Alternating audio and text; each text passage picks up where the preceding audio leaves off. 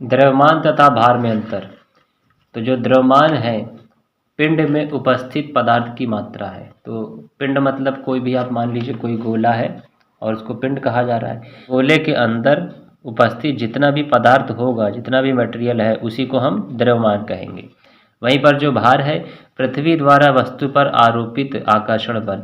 तो कोई वस्तु है और उसको पृथ्वी कितने आकर्षण बल से अपनी ओर उसको खींच रही है, उसको जोड़ के रख रही है, तो उसी को हम भार कहेंगे। तो पृथ्वी द्वारा वस्तु पर आरोपित बल, तो पृथ्वी ने उस वस्तु को किस बल से, किस आकर्षण बल से अपनी ओर खींच रखा है, उसी को भार कहेंगे। दूसरी बात है कि जो द्रव्यमान है इसका मान जो है जी यानी गुरुत्वाकर्षण के साथ जो है बदलता नहीं है।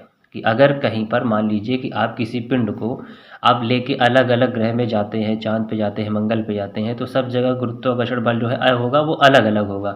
तो ऐसा नहीं है कि इसका जितना द्रव्यमान पृथ्वी पर होगा उतना चंद्रमा पे नहीं होगा।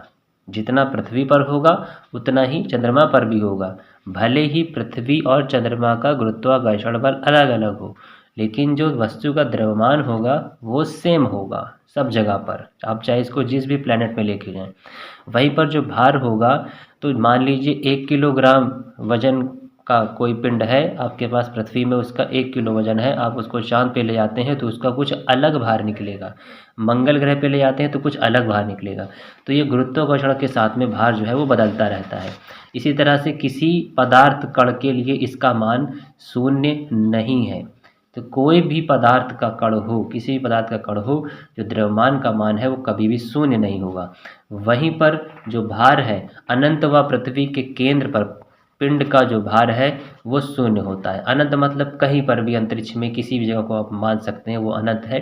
और पृथ्वी के सेंटर की बात करें अगर, तो वहाँ पर भी जो है तो पिंड का जो भार है वो शून्य होगा।